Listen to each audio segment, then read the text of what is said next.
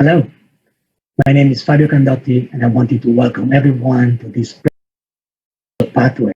Introduce to you the chief.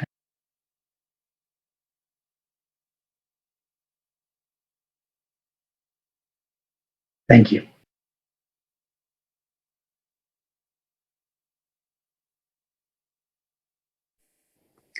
Good morning. It's a pleasure to be able to speak at ESID once again. I'd like to thank the organizers for inviting me. My title is The Common Gamma Chain Family of Cytokines and Fine-Tuning Their Signals. The common gamma chain family of cytokines consists of IL-2, 4, 7, 9, 15, and 21. And the common gamma chain, of course, is mutated in humans with X-linked severe combined immunodeficiency. Interleukin-2 was the first gamma-C cytokine discovered by Bob Gallo's group in 1976 as a T-cell growth factor. It is now known to be pleiotropic, driving Treg differentiation function, boosting NK activity, mediating activation to cell death, promoting Th1, Th2, and Th9 differentiation, but inhibiting Th17 differentiation, with therapeutic implications for manipulating its actions, and I will talk about cancer later in the talk. IL-2 signals substantially via the high affinity receptor to activate JAK1 and JAK3, with more downstream activation of MAP kinase, PI3 kinase, and STAT5, which can form dimers and tetramers to drive gene expression. Today, I'm going to talk about differential use of STATs, STAT tetramerization, STAT-dependent superenhancers, and engineered cytokine partial agonists as mechanisms of fine-tuning cytokine signaling. But first, let's talk briefly about X-linked severe combined immunodeficiency, or the bubble boy disease, named for David Vetter, the famous young boy who lived in a protected bubble for many years. The disease is characterized by greatly decreased T and NK cells and non-functional B cells. The disease is caused by mutations in IL-2 receptor gamma chain gene, as shown by Masa Noguchi while in my laboratory. He now is a professor at Hokkaido. IL-2RG encodes the common gamma chain, which is shared by IL-2, 4, 7, 9, 15, and 21, with defects in IL-7 and IL-15 signaling, explaining the defective T and NK cells respectively, and defects related to IL-1, explaining the non-functional B cells. IL-7 receptor deficient SCID, as one might expect based on what I just told you about IL-7, has a selective T-cell defect, as shown by Puel while in my laboratory in 1998, and Anne is speaking in this session. JAK3 associates with the gamma chain, and X-SCID is phenocopied by JAK3 deficient SCID, as shown by Gigi Nottarangio's laboratory, as well as my own in papers in 1995. We speculated that inhibitors of JAK3 would be immunosuppressive, and indeed they are, and tofacitinib was approved by the FDA in 2012 for rheumatoid arthritis. Why are JAK3 inhibitors immunosuppressive? Let me tell you about the actions of IL-21, a very pleiotropic cytokine acting on a wide array of different cell populations.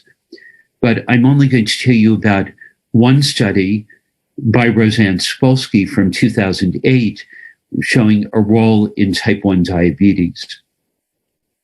As you can see here, in the non-mouse model of diabetes, animals become diabetic, but on the IL-21 receptor knockout background, only 1 of 19 animals develop diabetes.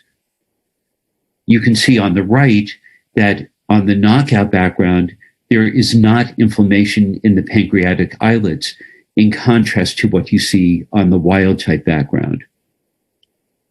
More importantly, IL-21 and its receptor are risk factors in human autoimmune disease based on GWAS studies.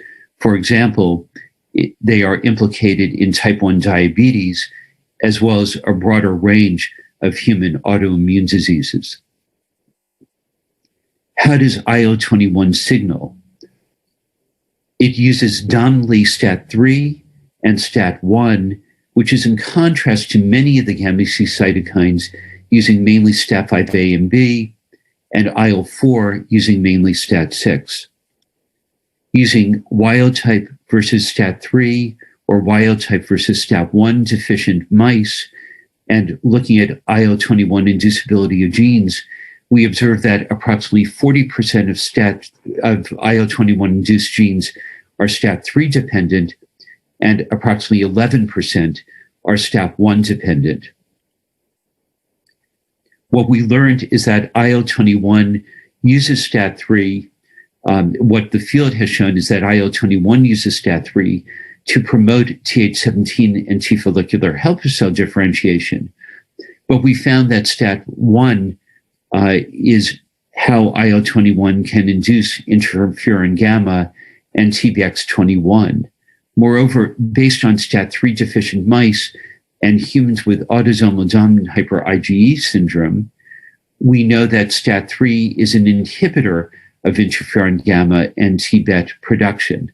Thus, the STAT1-STAT3 balance is important. Analogously, IL-2 activation of STAT5 versus IL-21 activation of STAT3 result in opposing actions for Th9, Th17, and T follicular helper cell differentiation, wherein IL-2 drives Th9 but inhibits the others, and IL-21 inhibits Th9 differentiation but promotes Th17 and TFH differentiation. Thus, the STAT balance fine-tunes T helper differentiation. How else can cytokine signals be controlled? So I want to tell you about differential effects of IL-2 and IL-21 on metabolic programming. The studies were driven by Dalton Hermans, now an MD PhD student at the University of Minnesota, with help from other individuals in the lab. And it was a full collaboration with Sanjivan Gautam in Luca Gaddinone's group, as well as help from Len Neckers and Josh Rabinowicz's group at Princeton. But first, let me tell you that in 2008, in a collaboration with Nick Restifo, Chris Hinrichs and Roseanne Spolsky showed that IL-21 is very effective in adoptive T-cell immunotherapy for promoting cells to achieve a phenotype such that when they are adoptively transferred, they result in effective tumor elimination, much more effective than that which is seen with IL-2 or IL-15. T-cell metabolism is intimately linked to cell function, with naive and memory T cells having low glycolysis and effector T cells having high glycolysis, as shown, for example, by Erica Pierce and Craig Thompson. IL-2 can reprogram CD8 T cell metabolism. IL-2 has a high OCR, oxygen consumption rate, or basal metabolic rate. And IL-21, while lower, mimics the no cytokine control, but then results in this high spare respiratory capacity, like the no cytokine control, something that IL-2 does not have. And there are overlapping studies that were reported by Lashinsky et al. In 2018. When we studied IL-2 versus IL-21 further, we found, looking at metabolites here, that IL-21 is much more like the no cytokine control, and IL-2 induces an energetic metabolite pattern. By RNA-seq, we found that IL-2 induces expression of major glycolytic genes, for example, LDHA, whereas IL-21 does not. This is echoed at the protein level with strong induction of LDHA by IL-2, and correspondingly, there is a much higher level of lactate production. We used an inhibitor of LDHA, and this was developed by Len Neckers in the National Cancer Institute. When we used this during the cell culture phase prior to adoptive transfer, what we found is that the cells, when adoptively transferred, were more effective in elimination of tumor. You can see that the addition of the inhibitor to IL-2 improved the effect of IL-2, and it even enhanced the effect of IL-21 to achieve very robust elimination of tumor. Interestingly, the LDH inhibition lowers expression of exhaustion markers. For example, the NR4A family of transcription factors, and also TIGIT, LAG3, PD1, TIM3, etc. So what I've shown you is that IL-2, which favors aerobic glycolysis, what we know then is that IL-2 favors aerobic glycolysis and the formation of effector cells, whereas IL-21 maintains mitochondrial fitness and basal oxidative metabolism, resulting in greater effectiveness in adoptive cell transfer-mediated immunotherapy. Moreover, we found that an LDH inhibitor tunes cytokine actions to augment anti-tumor activity of IL-2, and it can enhance the beneficial effect of IL-21. How else can cytokine signals be fine-tuned? And so I want to tell you about fine-tuning using STAT5 tetramerization versus dimerization in studies that were spearheaded by Jins and Lin. In 1996, the Hoey and Jarnell laboratories demonstrated that the N-terminal region, or the N domain of one stat, can interact with the N domain of another, resulting in dimerization of stat dimers to form tetramers. Dimers bind via high affinity consensus motifs, whereas tetramers bind by lower affinity, tandemly linked non-consensus motifs. Lin generated STAT5A, STAT5B double knock-in tetramer deficient mice, and he found that they had normal thymic cellularity, but decreased antigen-specific proliferation of CD8 T cells, and this included in vivo with LCMV infection. They had decreased Treg function and decreased IL-2 alpha expression. These studies were published in 2012, but more recently we reported that STAT5 tetramers are required for normal numbers of natural killer cells. There is overall normal bone marrow and splenic cellularity, but the number of NK cells, and particularly the most differentiated NK cells, is markedly diminished in these organs. By RNA-seq, MKI67 is elevated, and indeed the cells proliferate well, and cyclins are also elevated. But BCL2 expression was diminished by RNA-seq and also at the protein level. Interestingly, while the cells were maintained in IL-15, there was very good survival, but after IL-15 withdrawal, they were poised to die, presumably reflecting the low BCL2. STAT5 tetramers serve diverse roles in different lineages then. They are required for normal T cell proliferation, normal Treg function, they are required for normal NK cell numbers and NK survival, and for IL-2 alpha expression. So let me tell you more about IL-2 alpha expression, and we found that it is regulated by a super enhancer in studies pioneered by Peng Li in the lab with critical help from other individuals. Super enhancers or stretch enhancers were described by Rick Young and Francis Collins as large clusters of enhancers, often overlapping locus control regions. And the main point is that in an extended area, there is high level binding, for example, of MED1 mediator.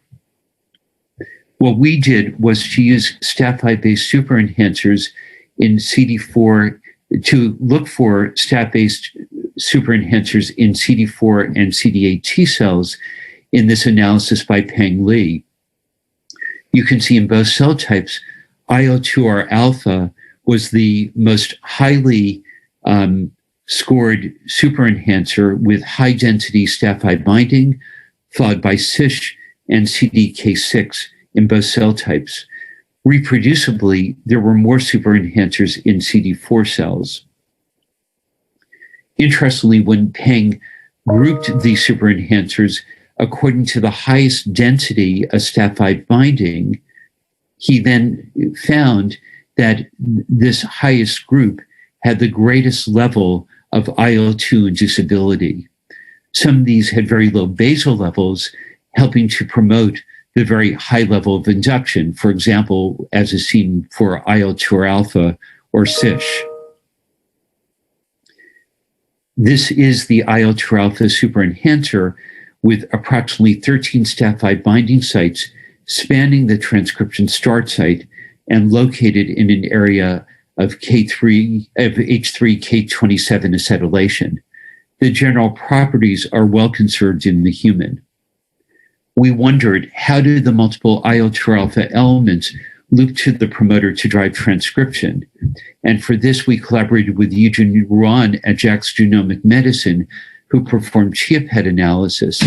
And what we found is that after TCR preactivation and resting of cells as the control, there was very weak looping that you can see. But after IL-2 stimulation, there was a potent increase in looping, and this was anchored at the STAT5 binding sites. So we wondered, are the super enhancer elements redundant, additive, or cooperative? The approach we used was CRISPR-Cas9 to generate mice with deletions in the STAT5 binding sites in the super enhancer. This shows in a linear fashion what I showed you on the circular circus plots, and we deleted an upstream element or two downstream elements, each individually by CRISPR-Cas9. And then when we looked at T cells from those animals, we found that there was potent induction in the wild type in black of IL-2 alpha expression by IL-2, whereas each of the three mutants in red, green, and orange were defective, but they were not completely absent. So each of the elements was important, but they cooperated with each other for full activity. We now are analyzing a broad range of other mutants in order to determine, and indeed we have evidence for cell type specific requirements for super enhancer elements for IL-2 receptor expression. So I have shown you that the super enhancer consists of elements that cooperate for full activity. It regulates IL-2R alpha expression and thus high affinity receptor expression and sensitivity to IL-2. STAT5-based super enhancers also can control negative regulators CISH and SOX1 to limit responses to IL-2. STAT5 tetramers and super enhancers are both important for boosting expression of highly inducible genes.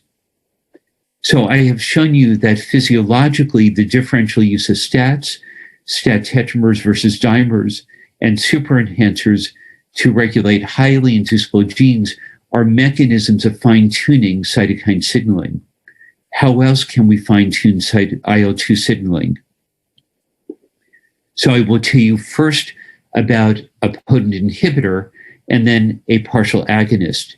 The initial studies were done as a full collaboration between Suman Mitra in my lab and Aaron Ring in Chris Garcia's lab at Stanford, with Suman now having his own laboratory in France, and Aaron having a lab at Yale.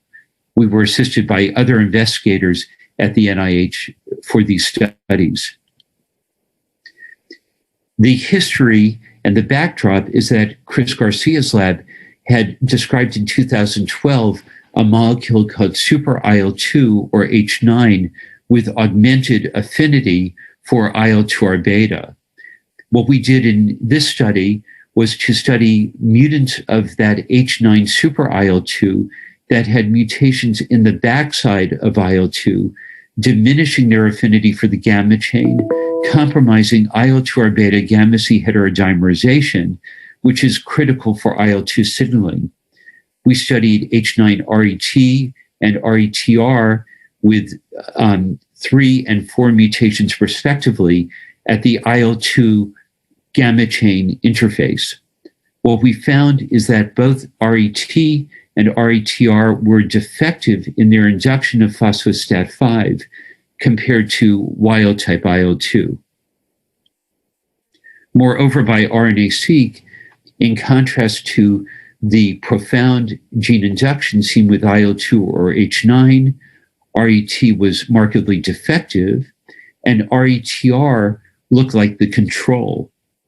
At the cell surface, these molecules were both defective in their induction of IL-2R alpha, and in fact, they induced less IL-2R alpha than was evident in the control, indicating that they were inhibiting the endogenous IL-2 that was present in the control cells based on TCR preactivation. RETR really is a potent inhibitor. It has no ability in its own right to induce the cytolytic activity of NK cells, in contrast to what you see with IL-2. And when combined with IL-2, it shifted to the right by more than 2 logs the dose-response curve. Because it binds with high affinity to IL-2R beta, RETR can inhibit not only IL-2, but also IL-15. We also looked in a model of graft versus host disease, and here you can see that Dan Fowler's group demonstrated that in a BALB/C BLAK6 mismatch model of graft versus host disease, we found with T-depleted bone marrow cells plus BLAK6 conventional T cells that there was severe GVHD, but when we added RETR, it substantially prolonged the survival of the animals. They weren't cured, but it improved the survival, indicating the potential potency of molecules like this. We also, with Tom Waldman, looked at smoldering adult T-cell leukemia, which is a form of ATL in which the cells are factor dependent. Cells from patients were set up in a 6-day proliferation assay ex vivo, and you can see that RETR inhibited that proliferation as well as an antibody to the IL-2 receptor. Thus, there are a range of molecules ranging from super IL-2 to RETR. And what I want to tell you about is a molecule in the middle that had graded signaling output. We wondered if we could find cell type and or signaling pathway specific molecules as well. And one molecule that I want to tell you about is an IL-2 partial agonist that we call H9X. The work was done by Fei Mo in my lab, a full collaboration with Chris Garcia. Other individuals in my lab helped. Nick Restifo and Jia Yu in his lab were absolutely critical to the tumor studies that I will show. And Jonathan Powell at Johns Hopkins and Liang Zhao performed metabolism studies. So first, H9X, when complex to IL-2R beta, is defective in its interaction with IL-2R gamma. It binds, but not as potently as the H9 IL-2R beta complex combined in these Biacore experiments. H9X is defective in its phosphorylation of STAT5. You can see this by Western blotting and then by flow cytometry and looking at the MFI, whereas it has relatively normal phosphorylation of ERK. The defect related to STAT5 phosphorylation suggested that it might induce a different gene expression pattern. And indeed, we found that although it can sustain good proliferation of cells when present at a sufficiently high enough concentration, the induction of TIM3 was markedly defective. This defect was not limited to TIM3, but extended to other exhaustion markers, including PD1, LAG3, and 2B4. Looking by RNA-seq, you can see that H9X has a very distinctive pattern compared to IL-2 in blue and H9,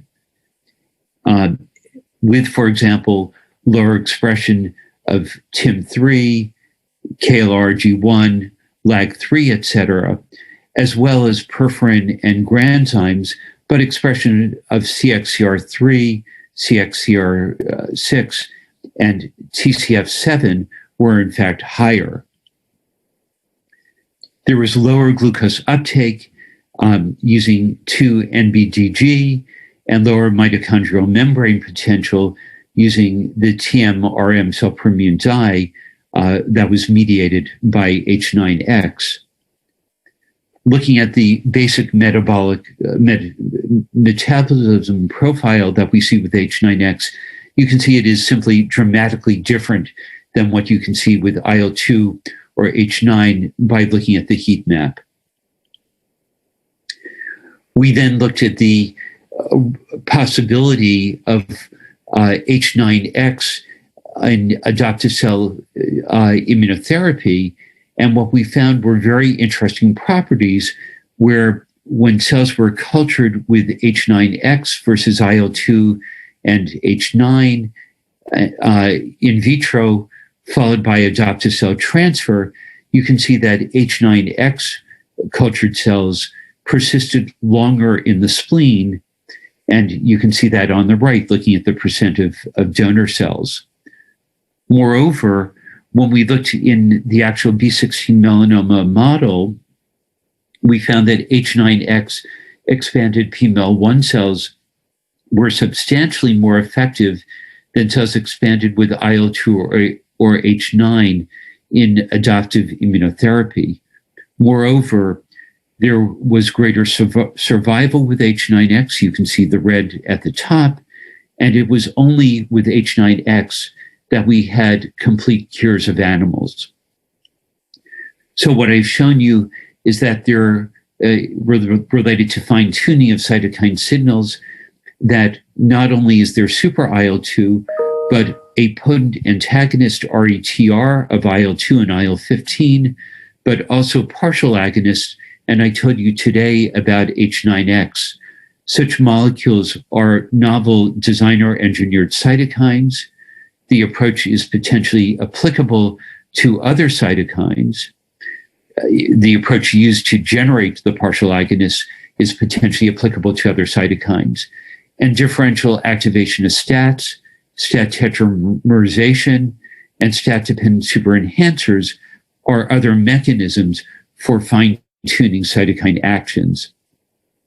Finally, I credited or tried to credit the key individuals as I went through the talk, but let me leave this slide up to show you so that you can read names of a large number of individuals who have contributed to the studies that I showed.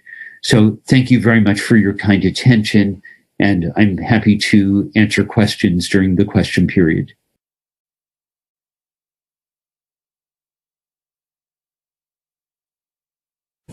Hi, I'm Anne Puel, working at Imagine Institute, Necker Hospital in Paris, and I would like to thank the organizer for giving me the opportunity to present this overview on inborn errors of immunity of the JAK-STAT pathway. So inborn errors of the genes encoding the 4 human JAKs and 4 of the 6 human STAT have now been described, and I'm going to overview the disorders arising from mutation in all these genes with an highlight on the most recent discovery. So biallelic mutation of JAK3, the first identified inherited disorder of the JAK-STAT pathway, were reported in 1995, both by Marchi and colleagues and Russell and colleagues. So this patient display autosomal recessive severe combined immunodeficiency with T-, B+, and K- phenotype, phenocopying the phenotype of patient with X-linked SCID and hemizygous mutation of IL-2RG, which were reported in 1993. So later on, hypomorphic mutation of JAK3 were reported, causing phenotype ranging from asymptomatic presentation to mild infection, combined immunodeficiency, and severe lymphoproliferative disorder. So altogether, patients with JAK3 deficiency account for approximately 7 to 40% of all SCID patients. Up to date, no germline loss of function mutation have been reported in JAK2, but in 2012, a multiplex family was reported with monoallelic germline mutation of JAK2 and hereditary thrombocytosis with a high clinical penetrance.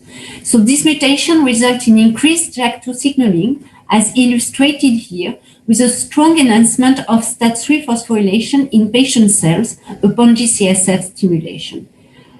Additional patients were reporting, all displaying with familial thrombocytosis. And this mutation not only enhances cell growth upon thrombopoietin stimulation, but they also prevent apoptosis in hematopoietic stem cells and megakaryocyte progenitors, giving rise to increased platelets. Complete autosomal recessive TYK2 deficiency was first reported in 2006 by Minegishi and colleagues in a child diagnosed with autosomal recessive hyper-IgE syndrome and unusual infection, including mycobacterial disease. In 2015, Krantz and colleagues reported 7 additional patients also with complete autosomal recessive TYK2 deficiency. All patients displayed disseminated mycobacterial disease, viral disease, but not hyper-IgE syndrome. So in both studies, patient cells show impaired but not abolished responses to IL-12 and IL-23, to early and late responses to interferon alpha-beta stimulation, as well as impaired responses to IL-10, with poor inhibition of LPS-induced TNF-alpha production. However, in contrast to the first patient described by Minegishi, the 7th patient displayed normal response to IL-6, as illustrated here with normal STAT3 phosphorylation in EBV cells.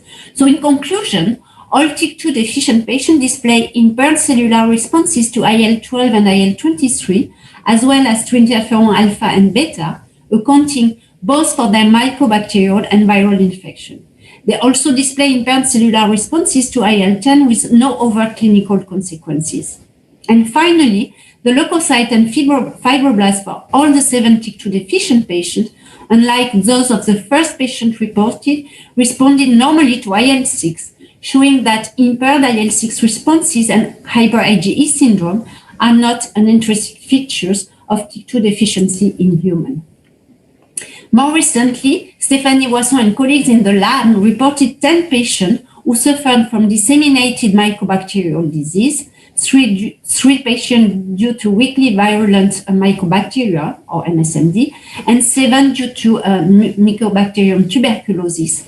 And all these patients were homozygous for a common TYK2 missense variant, P1104A, which has a MAF of 4% in the European population. So this variant is located in the kinase domain of TYK2 and was previously shown to impair the catalytic activity of TYK2. We showed that there was a strong enrichment of P1104A homozygosity among patients with MSMD and even more among patients with TB, suggesting that homozygosity for P1104A is a genetic etiology for primary tuberculosis and MSMD. Furthermore, this patient has been subjected to negative regulation in areas in which TB has long been endemic, such as Europe, probably due to the higher risk of life-threatening tuberculosis in P1104A homozygosis. Both in an overexpression system in patient cells, TYK2-P1104A selectively impaired JAK-STAT responses to IL-23 to levels comparable to those observed with cells with complete autosomal recessive TYK2 deficiency. In contrast, the JAK-STAT responses to interferon alpha, beta, IL-10 and IL-12 were little or not affected. And this was further confirmed with TYK2-P1104 homozygous PBMC, which also show a selective impairment of the IL-23 mediated interferon gamma production, similarly to patients with TYK2 complete deficiency or patients with IL-12 or beta-1 deficiency. So altogether, this study showed that homozygosity for the catalytic inactive P1104A missense variant of TYK2 selectively disrupt the induction of interferon gamma by IL-23, and that it's a common monogenic cause of tuberculosis. JAK1 deficiency was reported in 2060 by Leonard and colleagues in a patient also presenting with susceptibility to mycobacterial disease, with mild skin and viral fungal disease, and an early onset urothelial carcinoma. So by whole exome sequencing, the author found that the patient was carrying 2 homozygous missense germline mutation in the pseudokinase domain of JAK1. So JAK1 is a kinase ubiquitously expressed and essential for signaling downstream of multiple cytokines, and accordingly, patient whole blood display impaired STAT phosphorylation in response to most of the cytokine tested. Both patient fibroblasts or JAK1 deficient fibrosarcoma cells overexpressing the mutant JAK1 allele showed impaired JAK1 mediated signaling in response to interferon alpha, interferon gamma, in terms of kinase and STAT phosphorylation or ISG induction. So therefore, the multi-cell lymphopenia, together with a reduced response to and impaired production of interferon gamma, account for the patient's susceptibility to mycobacterial disease. Similarly, the T-cell lymphopenia and the impaired signaling downstream of interferon alpha and beta probably account for the patient susceptibility to viral disease. And altogether, these results suggest the critical function of JAK1 in protection against mycobacterial infection and possibly in the immunological surveillance of cancer. JAK1 gain-of-function mutation were first reported in 2017 by Delbert and colleagues in a multiplex family with a severe early onset systemic immune dysregulatory disease. By West, they identified a heterozygous missense mutation within the pseudokinase domain of JAK1. So HEC293 T cells overexpressing the mutant allele showed enhanced STAT1 and JAK1 phosphorylation, both at the basal state and following interferon alpha stimulation, which were both decreased upon pretreatment with ruxolitinib. Both B and T cells following stimulation with interferon alpha and IL-6 also showed enhanced phosphorylation of STAT1 and STAT3, which also were responding to ruxolitinib, as was a patient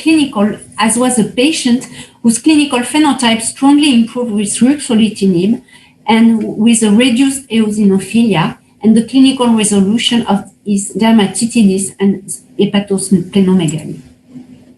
So more recently, Gruber and colleagues also reported a patient with a similar severe early onset multi-organ immunodysregulatory syndrome. By whole exome sequencing, they identified a de novo private heterozygous variant of JAK1 located within the pseudokinase domain. So this variant was seen in about 30% of the reads, suggestive of homozygous. Transduction of U4C cells lacking JAK1 with a mutant but not with a wild-type JAK1 led to strong basal and cytokine-induced STAT phosphorylation, as well as target gene transcription upon interferon alpha stimulation. Patient BVB cells show increased STAT phosphorylation both at basal line and in response to interferon alpha, indicating that this allele was gain of function both for basal and cytokine-induced STAT signaling. The mutant allele was not evenly distributed among the immune cell types, possibly reflecting the difference in their interesting tolerance to the mutation. The author also showed that the expression of the two wild-type and mutant allele was almost mutually exclusive, suggesting that JAK1 is subjected to monoallelic biased allele expression. And this rather biased expression to one allele or to the other one may explain part of the genetic penetrance of the disease. After 2 months of tofacitinib, circulating inflammatory markers normalized with a strong improvement of the patient dermatitis, and by 6 months, he had complete resolution of his gastrointestinal symptoms, and he remained stable for 2 years after initiation of therapy. So overall, these two studies suggest that germline JAK1 gain-of-function mutation are associated with increased level of phosphostat, both at the basal state and upon cytokine stimulation, causing a severe immune dysregulatory disorder with multi-system autoinflammatory disease, which could be appropriately managed by JAK inhibitors therapy. Autosomal recessive complete and partial STAT1 deficiency and autosomal dominant STAT1 deficiency were described between 2001 and 2019. So both complete and partial STAT1 deficiency show complete clinical penetrance and are associated with either abolished or strongly impaired STAT1 dependent signaling downstream of many receptors, including many cytokines, including type 1, type 2, and type 3 interferons, as well as downstream of IL-27. So this patient displayed severe disease caused by intracellular bacteria, mycobacterial in particular, and viral diseases. In contrast, patients with autosomal dominant STAT1 deficiency show incomplete penetrance and show only an impaired responses downstream of interferon gamma and IL-27, and the patient display increased susceptibility to mycobacterial disease, but not viral diseases. So in 2011, heterozygous STAT1 gain-of-function mutation were first reported in patients with chronic mucocutaneous candidiasis and hypothyroidism. So up to now, more than 100 mutations have been reported in more than 400 patients worldwide. So these patients are vulnerable to other infectious disease, including viral, bacterial, and fungal disease, and other autoimmune manifestations, including enterocolitis, immune cytopenia, endocrinopathies, and ESID. These patients also display cerebral aneurysms and cancer, such as squamous cell carcinoma. These mutations are highly penetrant, with a median age at onset of 1 year. The patients show enhanced STAT1 responses to type 1 and type 2 interferons and to IL-27, impairing Th17 cell development, which accounts at least in part for the chronic mucocutaneous candidiasis. The pathogenesis of autoimmunity likely involves enhanced STAT1, enhanced type 1 interferon responses. So STAT1 gain-of-function are pretty life-threatening, and the cumulative survival rate of patients with and without severe disease at 60 years of age are 31% and 87%, respectively, and with a worse prognosis in patients with severe autoimmunity. In 2013, Hamilton and colleagues reported the first patient with complete autosomal recessive STAT2 deficiency in a patient who developed disseminated vaccine strain measles following routine immunization. So his brother had died with features of overwhelming viral infection, and other relative children have been hospitalized for viral illness, and those who received MMR became ill with definite or probable dissemination of the vaccine strain virus. The patient was shown to be homozygous for a splicing site variant of STAT2, which results in a lack of antiviral protection of the patient's cells upon pretreatment with interferon alpha to infection with various viruses, establishing a severe inability to respond to interferon alpha. Since 10 additional patients with biallelic mutation of STAT2 were reported, and all these patients display severe illness in infancy and were found to be highly susceptible to severe recurrent viral infection, including vaccine strain viruses such as MMR. Durkan and colleagues reporting in 2019 two male siblings with severe early onset neurological and systemic inflammatory disease, and their phenotype was highly reminiscent of particularly severe form of type 1 interferonopathy. And indeed, they show strongly increased IgS transcript, and furthermore, the disease of the patients were stabilized by the addition of JAK inhibitor ruxolitinib. By whole exome sequencing, they identified a homozygous mutation of STAT2 located within the coil domain. By overexpression of the mutant STAT2 allele in STAT2 deficient cells or in patient cells showed an exaggerated response to interferon alpha stimulation, as well as a prolonged interferon alpha receptor signaling. And this defect actually resulted from compromised negative regulation of interferon alpha receptor signaling. Indeed, whereas control cells show a suppression of STAT2 and STAT1 phosphorylation after interferon alpha restimulation, the patient cells show barely any suppression, indicative of a failure of desensitization. And desensitization has been shown to be exclusively mediated by USP18 through a displacement of JAK1 from the receptor subunit interferon alpha receptor 2. And STAT2 plays a critical role as an adapter protein supporting the binding of USP18 to the interferon alpha receptor 2. The author showed indeed that the mutation of STAT2 was impairing its interaction with USP18.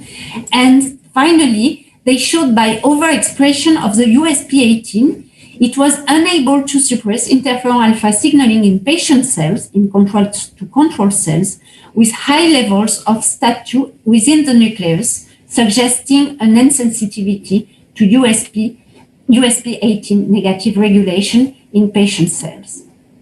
At the same time, Gruber and colleagues also reported a patient who presented with an early onset severe autoinflammation and ultimately died from respiratory failure.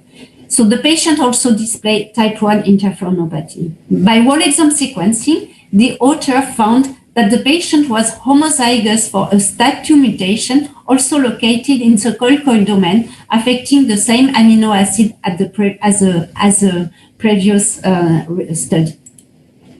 Overexpression of the mutant allele in STAT2 deficient cells shows similar levels of STAT2 mRNA and protein expression than the wild type. And whereas 4-hour stimulation with interferon alpha resulted in comparable induction of ISG in mutant and wild type expressing cells, after 16 hours of stimulation with interferon alpha, we could see a strong increase in ISG mRNA in U6A cells transduced with the mutant STAT2 allele when compared with the wild type allele. And the same results were seen in patient cells. Whereas this STAT2 mutant allele was able to co-immunoprecipitate with USP18, the author showed that it has a reduced ability to recruit USP18 to IFNA2, as shown in this QIP experiment. Both patient fibrose and STAT2 deficient cells overexpressing the mutant allele showed impaired negative regulation by USP18 with a stronger STAT2 and STAT1 phosphorylation. Collectively, these two studies showed that autosomal recessive STAT2 gain of function is associated with an excessive type 1 responses due to an inability to properly restrain their responses. This leads to life-threatening early onset systemic inflammatory disease. They also suggest that this mutation exerts their pathogenic effect by affecting the trafficking of USP18 to the receptor and therefore its negative regulatory function, demonstrating the essential role for STAT2 in facilitating type 1 interferon negative regulation. And this disorder, phenocopy's USP18 deficiency, and demonstrate that the tight control of interferon alpha receptor signaling is essential for viability, and also suggest that fast therapeutic interventions with JAK inhibitors may be life-threatening. Since their first description in 2007, over 300 patients have now been reported with hyper-IgE syndrome caused by heterozygous dominant negative mutation of STAT3, and over 140 mutations of STAT3 have been described. Hyper-IgE syndrome is a complex primary immunodeficiency resulting from impaired signaling downstream of many receptors through STAT3. So recent work in the hyper-IgE field has suggested that impaired IL-6 signaling explains many of the immunological and infectious features seen in patients with STAT3 deficiency. Indeed, the 2 patients reported with the IL-6 receptor deficiency showed eczema, recurrent skin and lung bacterial infection, impaired acute phase responses, high IgE, eosinophilia, increased Th2, and reduced memory B cells as patients with STAT3 deficiency. However, patients with IL-6 receptor deficiency did not display chronic mucocutaneous candidiasis and had normal proportion of Th17 cells ex vivo, suggesting that chronic mucocutaneous candidiasis and low proportion of Th17 cells seen in STAT3 deficient patients probably results from the combined impaired signaling downstream of additional STAT3 dependent signaling pathway. De novo germline activating heterozygous STAT3 mutation were reported in 2014 by Flanagan and colleagues in individuals with a spectrum of early onset autoimmune disease, including type 1 diabetes. So the mutation were associated with increased STAT3 activity, both at basal state and after IL-6 stimulation. So additional patients were reported with autosomal dominant STAT3 gain of function mutation, also displaying early onset autoimmunity, lymphoproliferation, and various infectious disease. And these later studies reported that enhanced STAT3 phosphorylation was associated with STAT1 associated with decreased STAT1 phosphorylation and STAT5 phosphorylation, probably explaining some of the similarity of this patient with STAT5 deficiency. And talking about STAT5 deficiency, autosomal recessive STAT5 deficiency was first reported in 2003 in a patient with failure to thrive, short stature with growth hormone insensitivity, severe and chronic lung infection with lymphoid interstitial pneumonia. Several other patients with B allelic loss of function mutation of STAT5 has since been reported with growth defect, severe immunodeficiency, including lymphocytic interstitial pneumonitis, and various autoimmune and allergic sign. And these patients were also shown to display decreased proportion of T-regulatory of Treg cells, as well as Treg dysfunction that might explain some of their features. More recently, Plant and colleague reported patients with growth failure, eczema, high IgE, but without severe immune and pulmonary problem, and they found that all these patients display heterozygous loss of function STAT5 mutation.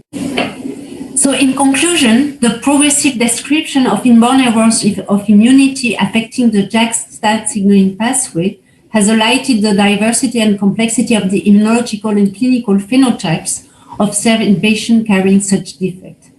This results not only from the numerous receptor signaling they are involved in, their large or ubiquitous expression, but also from their important allelic heterogeneity, including complete, partial recessive or dominant defect, loss of function, or gain of function. A lot remains to be discovered and clarified. However, the identification and characterization of genetic defect affecting upstream or downstream molecules of the JAK-STAT signaling pathway will further decipher the underlying mechanisms of all these disorders and eventually lead to a better patient care and management as observed with the use of JAK inhibitors. Thank you for your attention.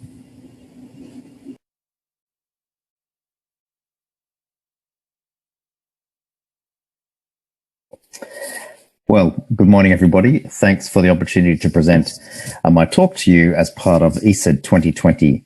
Today, I'm specifically going to talk about some work that's been done in my lab, as well as my colleague Alyssa Dienig's lab, studying PI3 kinase signaling in immunity. How much is enough?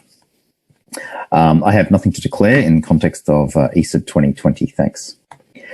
So this really summarizes my interests in immunity and host defense against infection and prevention of disease. I'm really fascinated in the processes of lymphocyte differentiation from common progenitor cells, B cells differentiating into plasma and memory B cells, CD4 T cells differentiating into distinct T cell subsets to offer protection against distinct pathogens or to provide general help to other cells such as B cells, or how cytotoxic CD8 T cells become activated and can protect us against infection. And I have a particular interest in immunity against Epstein-Barr virus.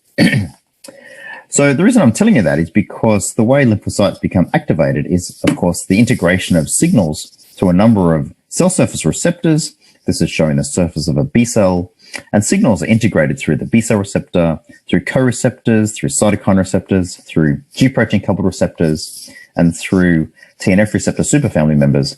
And whilst these elicit distinct signal pathways initially, they often converge to the central hub, which is mediated by phosphoinositidine 3 kinase, or PI3 kinase.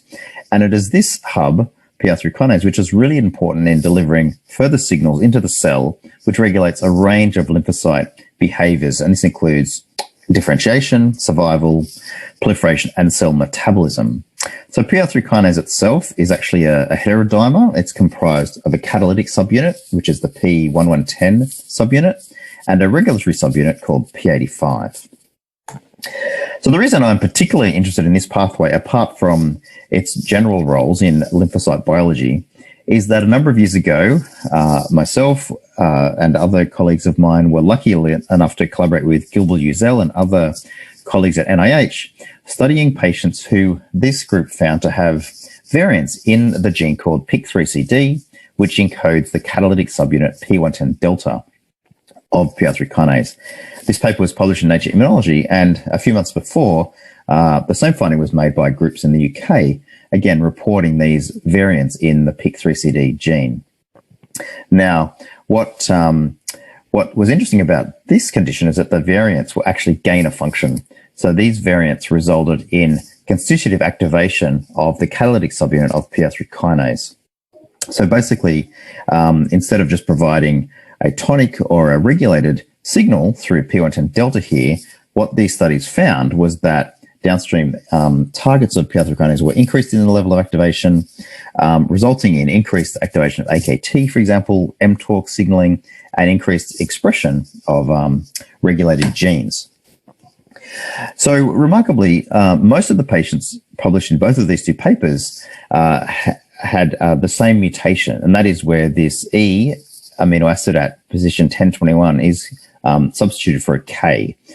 So it's the very C-terminus of the C-lobe domain of PI3 kinase, and that variant accounted for about 80% of cases that have been to date reported for this condition. There are other variants found that also endow gain of function activity, but almost 3/4 or 4/5 of patients have this canonical variant in the PI3 kinase protein. So clinically, these patients are really interesting based on the immune dysregulatory phenotype that they have. And just from a point of history, it's worth highlighting that a number of years before these two papers came out, 2006, a group in Taiwan published a case report of one individual who they found to have a mutation in this PI3 kinase protein, which in fact was this E1021K variant. They reported B-cell immunodeficiency and impaired immunity. They didn't study the biology of this variant, so it wasn't clear at the time that it was gain of function. But interestingly, 7 or 8 years previous to these two papers, this variant had actually been reported in a small immunogenetics journal. So clinically speaking, these patients tick a lot of those boxes that I showed you in the introduction. They have defects in B cells, as shown by recurrent respiratory tract infections. They have pneumonias. They have impaired antibody responses. They have poor immune responses to vaccination and natural infection. They have ischemoglobulinemia. They also have features of autoimmunity, such as and inflammation, large livers and spleen. They have cytopenias, and they also have problem controlling some types of herpes viruses, including EBV, as I mentioned before. And there's an increased incidence of B-cell lymphoma. So I've been really interested in studying these patients from all of those aspects of lymphocyte biology. So the first story I'm going to tell you is about B cells. So we looked into the B cell compartment of patients with these PIK3CD gain-of-function mutations. This was an ongoing collaboration with Gilbert Uzel at NIH, along with colleagues from all over the world, literally, but also many in Australia. So proportions of B cells are similar in these patients. However, when we look at B cell subsets delineated by the differential expression of CD10 and CD27, which reveals transitional, naive, and memory B cells, you can see that PI3 kinase gain-of-function patients have this accumulation of transitional B cells and very fewer memory B cells. And that's shown here for all of these patients. There's about 35 patients here. There's significant increases in transitional B cells at the expense of naive and particularly memory B cells. So because there was this clear defect in transitional B cells, which are the cells which emerge from the bone marrow, we were lucky enough to look in the bone marrow of a number of patients. And this is what a bone marrow from a healthy donor looks like. You can identify the progenitor B cells as well as the precursor B1, B2 type of B cells, immature, mature B cells, again, based on differential expression of a suite of surface markers. But when we looked in the PIK3CD patients, we can also delineate these subsets, but they are present in different proportions. So while the early stages of B cell development are fairly intact, we do see this block of B cell development at the pre-B and the immature B cell stages, and that results in this diminution in the proportions of mature recirculating B cells present in the bone marrow. So there is this developmental defect during B cell development in the bone marrow. Now, interestingly, we also looked at one patient who had been undergone bone marrow transplant a few years earlier, and that's the same graph, but now with the data from this one patient. Admittedly, it's n equals 1. But you can see that transplant completely corrected the B cell compartments of the bone marrow, showing that these defects are purely B cell hematopoietic intrinsic. Now, as I mentioned before, a consequence of the PI3 kinase gain-of-function mutation is constitutive activation of AKT and mTOR. And of course, there's a drug, rapamycin or sirolimus, which is an mTOR inhibitor. And this has been a bit of a drug of choice for some patients with this particular condition. So we were wondering what would happen when patients were treated with rapamycin in terms of their B cell development and function. So this is similar to what I showed you before, expansion of transitional B cells, but this is the same patient 8 months after rapamycin treatment. You can see there's this slight increase in memory B cells, a contraction of the transitional B cell compartment. And we saw that for a number of patients, and it did seem to be dependent on the number of months that the patients had been on rapamycin. You can see the transitional B cells are going down. The memory B cells are sort of creeping up to be increased, not necessarily as high as healthy donors, but at least heading in the right direction, showing that rapamycin is a favorable therapeutic, and it probably acts directly by altering or correcting the lymphocyte compartments. Now, not just are there B cell development and differentiation defects in vivo, we looked at further aspects of this in context of class switching. And again, we're looking at just the memory B cells here, the CD27 positive cells. In a healthy donor, normally there's about 20 to 25% of memory B cells that express IgG or IgA, and that's shown here by the red dots on both of these graphs. But in the patients, not only were the memory B cells reduced as a proportion, the proportion that had undergone class switching was also reduced by about 2 to 3-fold.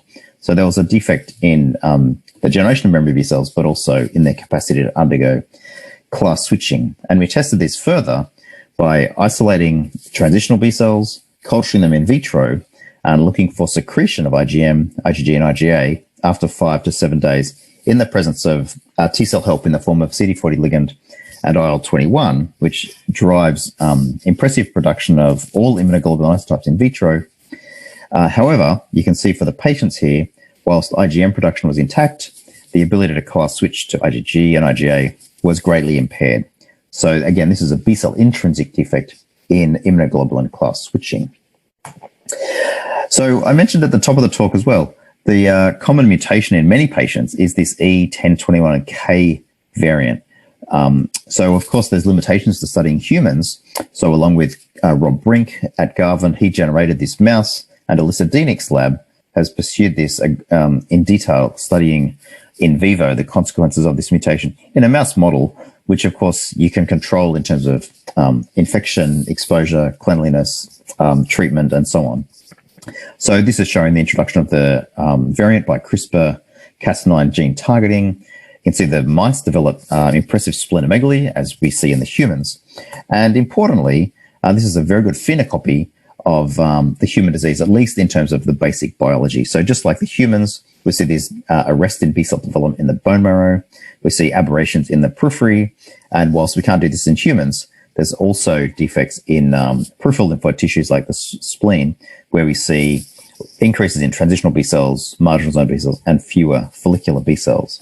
So this mouse is a very good model to study PI3K signaling in vivo, at least in a setting of mouse systems. So we could look at this further, and this is using a system where we take purified B cells from mice harboring this PIK3CD gain of function variant and transferring them into wild-type mice. So everything else in the mouse is normal, except for these B cells, which we then track specifically in response to immunization with known antigen. So this is looking at class switching in plasmablasts and germinal center B cells. And again, you can see the B cells from the mice with the PI3K mutation have lower levels of class switching to IgG1, and that's mainly because the B cells remain IgM positive. So there is also a block in class switching in vivo in a mouse model in response to specific immunization. And this is also seen in vitro, again, just really indicating the B cell intrinsic nature of this defect. So culturing B cells in vitro with various cytokines, which direct class switching to different immunoglobulin isotypes, you can see there's a reduction, not an abrogation, not a complete abrogation, but a reduction in proportion of B cells that become IgG1 positive, IgG2b positive, or IgG3 positive under these different conditions due to this intrinsic effect of the gain of function mutation. Now, we're lucky enough to collaborate with Christoph Burkhardt at Novartis, who has provided us with one of their PI3 kinase inhibitors, P110 delta inhibitors, called Leniolisib. So when you do these experiments using mouse B cells, this is what I showed you before. Class switching to IgG is reduced in the B cells with the mutation, but it's actually rescued with increasing doses of Leniolisib, as shown by the orange and the yellow bars here. And it's restored to normal levels by inhibiting PI3 kinase. Now, interestingly, we see almost the same result when you look at AID expression, AICDA encoding activation-induced cytidine deaminase, which is required for class switching. And again, this is AID levels here. It's reduced in the mice with the gain of function mutation, but again, it's restored when you inhibit P110 delta with a specific drug. And you can see this nice linear correlation between AID expression and class switching in both the mutant mice, shown in the colors here, but also in wild-type mice, whether it be untreated or wild-type mice treated with varying amounts of this drug. You increase AID or restore AID, you increase class switching. So just to summarize this part of the talk, there are clear B-cell intrinsic defects which are likely to contribute to the poor humoral immunity in activated PI3 kinase delta syndrome. There's developmental blocks in the bone marrow. These are evident in the blood by this accumulation of transitional B cells. There's poor class switching in lymphoid tissues in response to specific antigen, and that combines to give you poor long-lived humoral immunity. Encouragingly, these can be modulated by inhibitors of PI3 kinase or mTOR, again validating the utility of particular drugs for treating these patients. Now, B cells are great at making antibodies, as I've indicated, but they actually need inputs from T cells, and these include signals through PI3 kinase activating receptors. And the T cells that drive this are these cells called T follicular helper cells, and these are cells which differentiate from naive cells in response to cognate interactions with dendritic cells. They provide help to B cells in the form of cell surface and cytokine-delivered signals, and they really drive the B cells to become plasma cells or memory cells. And these interactions are really driven by cognate interactions between cell surface receptor ligand pairs, as shown here. So my lab's been really interested in studying T follicular helper cells in the context of health and disease for a long time. So we turned our attention to CD4 T cells. And just like the B cells, there are aberrancies in the distribution of CD4 T cells in the patients as well compared to healthy donors. And that's shown here. When we look at naive central memory and effector memory cells defined by CD45, RA, and CCR7, you can see there's a huge loss in the proportions of naive cells. And that's because we're seeing increased central and effector memory CD4 T cells in the patients. However, the proportions of regulatory T cells or Tregs is intact, as shown on the right. Looking at T follicular helper cells, or the circulating TFH cells, which we can detect by the chemokine receptor CXCR5, perhaps surprisingly, these cells were present in overabundance. And I say that surprisingly because arguably, if you have a lot of T follicular helper cells, you would think you'd have a lot of B cell help and you'd have normal B cell responses, or in fact, exaggerated B cell responses. But that wasn't the case. And you can see that here. The T follicular helper cells are increased dramatically, and also shown when this is expressed as a proportion of total memory cells. It's not just because there's more memory cells. The T follicular helper cells are increased 2 to 3-fold over healthy donors. But importantly, it's key to characterize these cells in more detail. And this can also be done by flow cytometry. We can delineate different subsets of T cells and T follicular helper cells by looking for markers of Th1 or Th17 type phenotypes.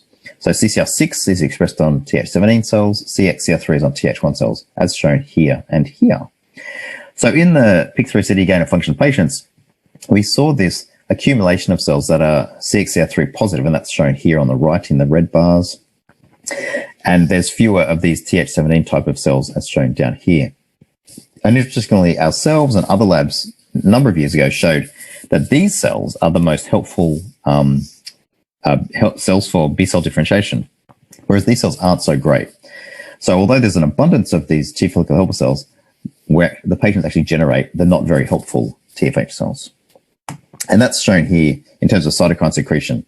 The TFH cells from the patients make a lot of interferon gamma, they make a lot of Th2 cytokines, and they make lower levels of Th17 cytokines. And that is a very clear correlate of impaired help for B cell differentiation.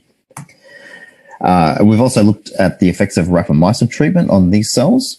And again, this is pretty much what I showed you just before. You see this increase in T follicular helper cells, see this increase in the proportion of cells that are CXCR3 positive. And what I didn't show you before, but is important here, is another marker of TFH cells is this increased expression of the regulatory receptor PD-1.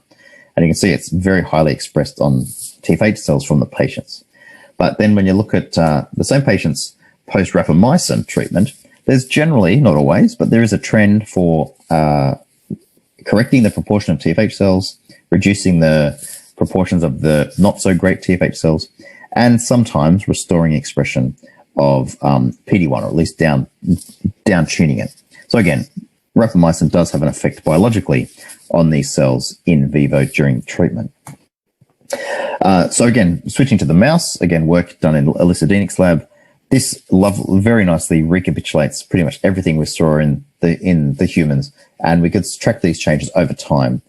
So again, showing you here, there's this loss of naive cells, increase of effector memory cells, large increase in TFH cells as the mice age, and there's also this skewing in the T cell compartment in terms of a lot of Th1 and Th2 cells, fewer Th17 cells by phenotype and by function.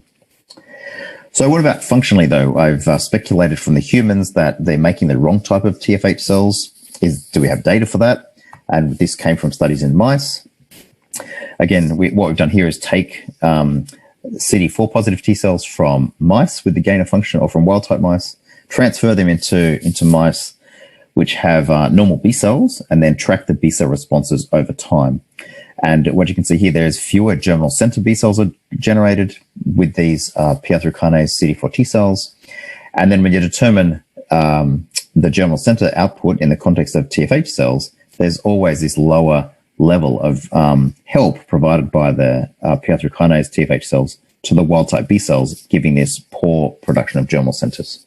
Now, of course, that's also seen at the whole animal level when we look at antibodies produced in these mice. Now, keeping in mind the B cells here are wild type B cells, so they are capable of making normal levels of antibodies, but the T cells are unable to support optimal amounts of production of antigen-specific IgG in this context.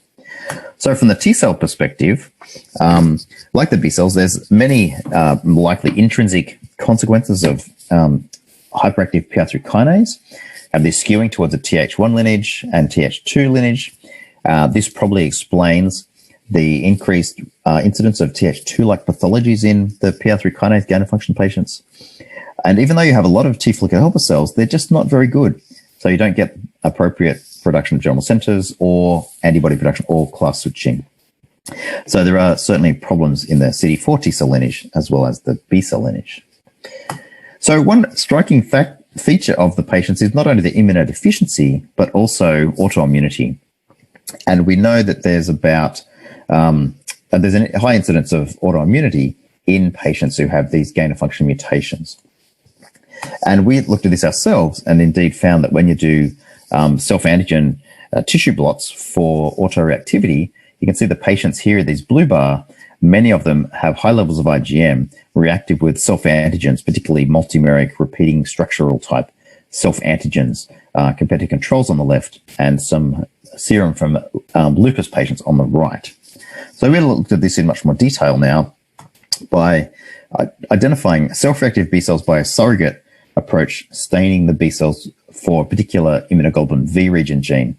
And you can see the staining for this VH434, which is, as I said, a surrogate for autoimmunity, is greatly enriched in the transitional B cells, in the naive and the memory B cells. It diminishes over as the B cells differentiate, but you can see this enrichment in autoreactive B cells.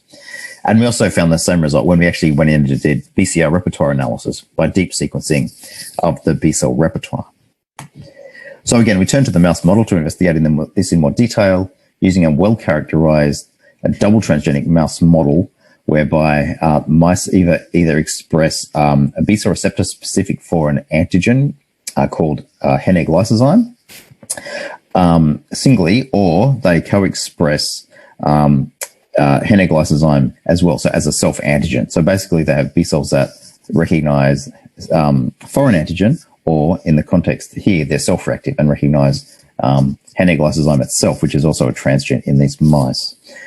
So when we generated different strains of mice, what we found here was that normally wild-type mice, when their B cells are exposed to a self-antigen, they're deleted, so they're greatly reduced here. But the PI3 kinase gain of function actually overcame that deletion step. So you accumulated self-reactive B cells when the B cells have this gain of function mutation. Interestingly, when we looked at what sort of B cells they were, this is in the absence of immunization. They were both germinal center B cells and plasmablasts. So the gain of function mutation resulted in the generation of germinal center B cells and plasmablasts. And we could detect high levels of autoreactive IgM. However, the IgG present was polyclonal. It was not self-reactive. And that was the same as the patients. The patients don't produce autoreactive IgG. It's all IgM. So we looked at this in a bit more detail. And what we found was quite remarkable was that when we looked for somatic hypermutation in these different B cell compartments in these B cells here, the gain of function germinal-centered plasmablasts, the germinal center B cells undergo somatic hypermutation. And normally somatic hypermutation, of course, is geared to result in affinity maturation. But what these mutations do in the germinal centers is actually reduce the affinity of the B cell receptors expressed here for self-antigen. And that's shown here. The plasmablasts, shown in blue, continue to bind very well to self-antigen, which is Hennig lysozyme, whereas the germinal center B cells actually have lost reactivity or lost affinity for the self-antigen. So basically, the PI3 kinase gain of function, it overcomes tolerance. It allows the generation of germinal center B cells and plasmablasts, but it's the plasmablasts that retain the specificity for the self-antigen, not the germinal center B cells. So to put that into context, PI3 kinase, as I just mentioned, then gain of function breaks B cell tolerance. It allows the formation of plasmablasts out here, which produce self-reactive IgM. It allows B cells to enter germinal center, but within the germinal center, the machinery which controls selection away from self or selection of variants that would bind to foreign antigens is intact, and that allows the selection of B cells which are not self-reactive. Now, of course, because these B cells are defective anyway, they don't receive the proper B cell help to go on to form these long-lived B cells and plasma cells. So essentially, This explains why we can generate autoreactive IgM in these patients, which probably explains the cytopenias and other autoimmune phenomena, but why we're not generating these high affinity IgG producing plasma cells, because the machinery is intact. So the last thing I just want to mention is CD8 T cells. We've also looked at these cells in the settings of pathogen infection. And what we found is that, again, like every other lineage, you can generate CD8 T cells with the gain of function mutation. However, they're overrepresented. So compared to CD4 T cells, you can see the proportions of CD4s are reduced, CD8s increased, so that the CD4 to CD8 ratio is skewed in favor of CD8 T cells. And this is true regardless of the age of the patients that we looked at. You can see there's always a greater CD4 to CD8 ratio in healthy controls, healthy donors, than in the patients. When we looked at the types of CD8 T cell subsets, a bit like the CD4 T cells, there was this loss of naive CD4 T cells shown here, and an increase in some of the memory T cell subsets, particularly this T effector memory cell subset over here. We then looked further details at the phenotype of the T cells, and basically we found that the CD8 T cells in these patients exhibit features of exhaustion, and that's shown by the increased proportion of cells expressing markers like CD57 and PD1, the classic exhaustion marker. So this is on both total CD8 T cells and then the different subsets, naive, central memory, effector memory, and these T-MRIS cells. And you can see a greater proportion of CD57 positive and PD1 positive CD8 T cells in the patients compared to healthy donors. And then when we looked at the co-expression of these markers, of other markers that are indicative of senescence or exhaustion, you can see that in the patients, as shown in red here, a greater proportion are co-expressing more inhibitory or exhausted markers than what we see in healthy donors, and fewer express none. So this is polyclonal CD8 T cells, and I'm particularly interested in EBV-specific T cells. So this is staining PBMCs from patients and healthy donors for EBV-specific T cells, and we can, in fact, detect EBV-positive, EBV-specific CD8 T cells in the patients, as shown in red. But these cells are also have this exhausted phenotype, again, showing increased proportions of these cells co-expressing these inhibitory or regulatory senescent markers. And that probably explains their poor ability to kill specific target cells here. There's this lower level of cytotoxicity against EBV transformed B cell lines by the patient's CD8 T cells versus the healthy donors. So just putting that together, these activating PI3K mutations impair CD8 T cell differentiation, function, and EBV immunity. And that's due to a combination of accelerated differentiation, exhaustion, senescence, and uncoupling of the cytotoxic machinery, probably linked to the T cell differentiation. So I just want to thank all the people in my lab who have contributed to this work over the years. It's been a strong collaboration with Alyssa Dienig's team and her team of students and postdocs who have really worked hard on this project with my lab, other colleagues, Tree Fan at Garvan, Rob Brink, who made the mutant mice, Chris Goodnow's lab, who have helped us with many aspects of the mouse work, and colleagues internationally, particularly Gilbert Uzel, many colleagues in Australia and others around the world who have provided patents for this work, Gigi Notrolangelo, who worked on the autoantibody aspect of this, and all the patients and their families who have been very supportive and generous in their time and provision of samples to enable this work, as well as funding from the Australian Government, Geoffrey Modell Foundation, the NIH, and the University of New South Wales, where I'm affiliated with in Sydney. And with that, I'll stop and thank you for your time. Thank you very much.